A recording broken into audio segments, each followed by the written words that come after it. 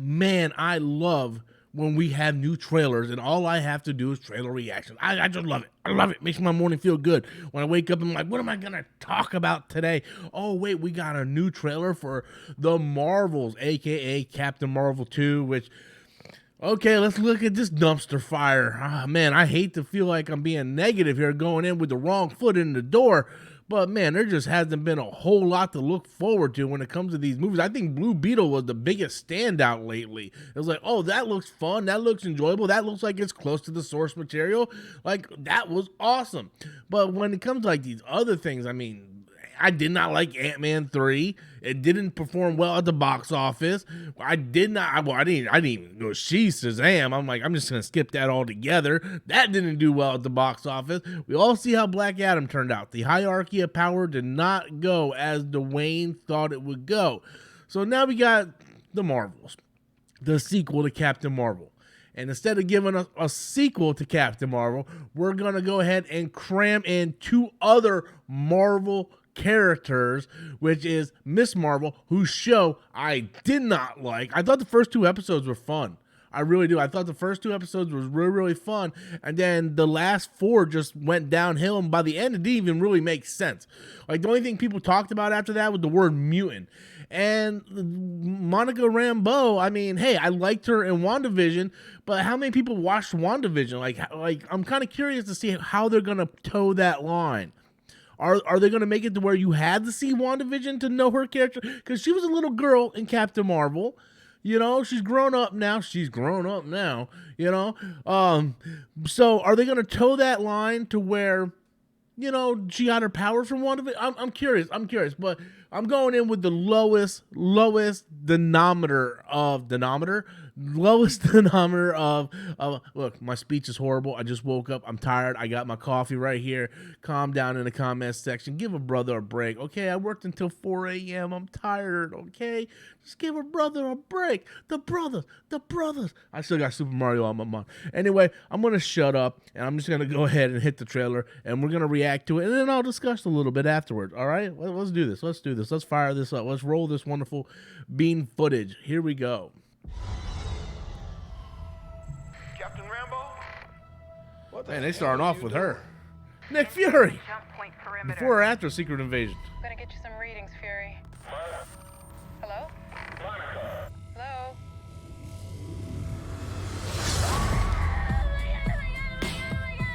What the hell?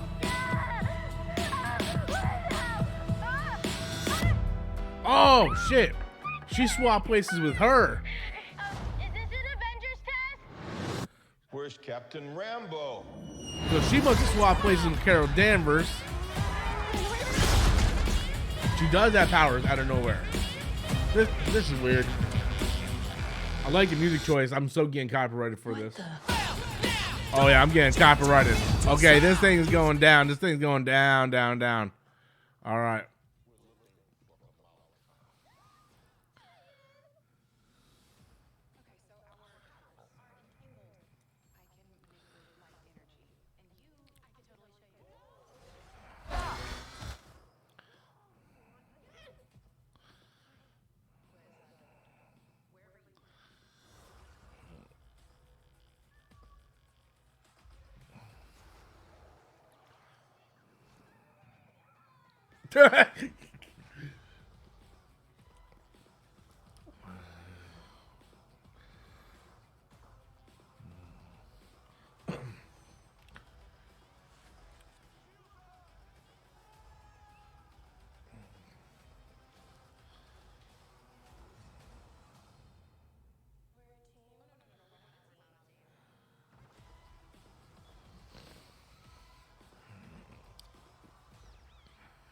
Oh, that was extremely disappointing. Oh no. Not the movie was disappointing or the trailer oh no. So this is what I mean by disappointing. I don't want people to get the wrong impression by what I mean by disappointing. I think the cinematography looks good. It looks fun. It has high energy. A lot of people complained that the first Captain Marvel movie was boring. I liked it. I liked what they were doing. This was a character that was basically kidnapped as a child, and she was turned into like a super soldier. So I like the idea. I like the fact that she had to have no personality because that was the way she was trained, and she was told not to have a personality. This one, however, I feel like there's too many things going on at once, right? So people people don't know who Miss Marvel, didn't watch Miss Marvel, is going to be confused. Monica Rambeau has her powers, so which means you had to watch WandaVision in order to understand that one. And the thing is, I feel like they're bouncing between these three characters, which is fine, but I would prefer just a sequel to Captain Marvel. So I am a big, okay, let me say this the right way because I don't want the fanboys attacking me. I am a big Miss Marvel Carol Danvers fan, okay? The original, not the original, but the original Carol Danvers version of Miss Marvel, okay? Before Carol Danvers became Captain Marvel, I was a fan of her as Miss Marvel. I owned all the comic book runs of her. I had her first appearance and everything. Massive fan of Carol Danvers as Miss Marvel. Didn't really transition to the Captain Marvel stuff. I thought the first movie I like it a lot more than most people. It's not in my top 10 MCU movies, but I like it a lot more than most people like it. The problem with this is it doesn't set up any of the story beats for the trailer. This is like a teaser snippet, whatever, but the problem is, where's the stakes? What's the stakes? What's the villain? Who's the villain? What's going on? Is this a movie that just has these three keep swapping in and out all the time? And then Nick Fury is like, why are you swapping out? Like we got to go find Kamala, and we got to go find this person, and here we go, we're swapping out again. So that's the problem I'm having is what is the story? Like I know this is a teaser-ish trailer, and we're gonna get more trailers going into November. But right now, things that Marvel is at an all-time low. And what I mean by that is, just like I rag on DC, everything since Aquaman has just been worse, and worse. The same thing can be said about Marvel after Endgame, with the exception of No Way Home and the exception of Doctor Strange Into the Multiverse of Madness, whatever you want to call it. I got it mixed up with the Spider-Man animated movie. But yeah, other than Multiverse of Madness and No Way Home, the Marvel movies have also been in a downward spiral. So much, in fact, that Ant-Man 3, which was supposed to set up the big bad for this next couple phases, that movie made an abysmal amount of money. Like, it just didn't make that much money. I don't know if it lost money in the end. I got to look at it. But it didn't make the type of money that they were hoping it would make. And these movies are kind of been like let down. And now we're going to get a trailer for a movie that's introducing two characters that a lot of people aren't introduced to unless you watch the Disney Plus show. Monica Rambeau was a little girl in Captain Marvel, so it would make sense that in present day she's grown up. That one's fine. But now we got like this girl team up Powerpuff Girl thing, and I'm down for that. Like, I am down for, I am not one of the people that are like, oh man, it's all girl, blah, blah, blah, blah, blah. Like, I'm down for that, man. Nothing makes me more entertained than watching hot chicks basically kick a lot of ass. Granted, one of those girls is a little girl, and I'm not talking about her, so don't get any ideas, just sickos out there.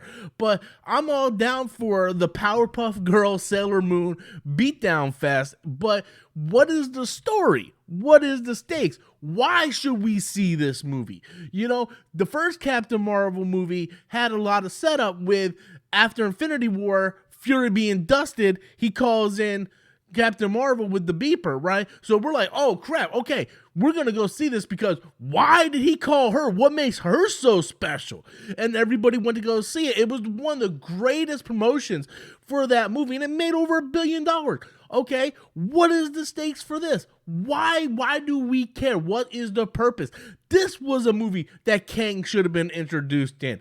This was a movie that should have been setting up the stuff for the next phases, not Ant-Man. Why was Kang, like, I understand you want to put him in the quantum realm, but you could have easily had like a pocket in the universe that was containing Kang, and Captain Marvel stumbled upon it, someone unleashed it, Kang is out, and that's something that you could have done. It's just really, really weird. I think the art style of the trailer looks fantastic.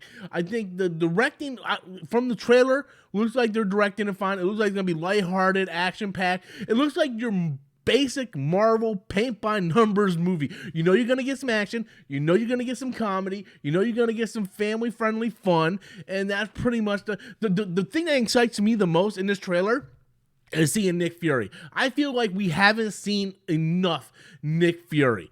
Like Phase 3, he was almost non-existent other than being in the Captain Marvel movie and having the one scene in front of the funeral of Tony Stark. Other than that, he's been non-existent. And I want to see more Nick Fury, you know? So, you know, Spider-Man Far From Home, he was in it a little bit. We found out that was a scroll. But Nick Fury used to be a guy who used to pop in and out all the time.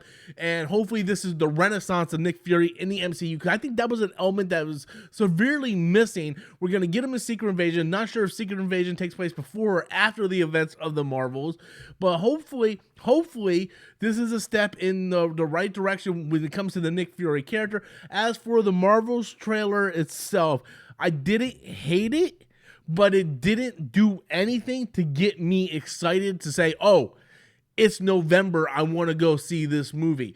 That's the thing it needs to work on. I didn't hate it, but it didn't do anything to wow me. It needs to wow me, and it needs to tell me why why are so many people who are actually skeptical of this franchise, why should we care and invest in it?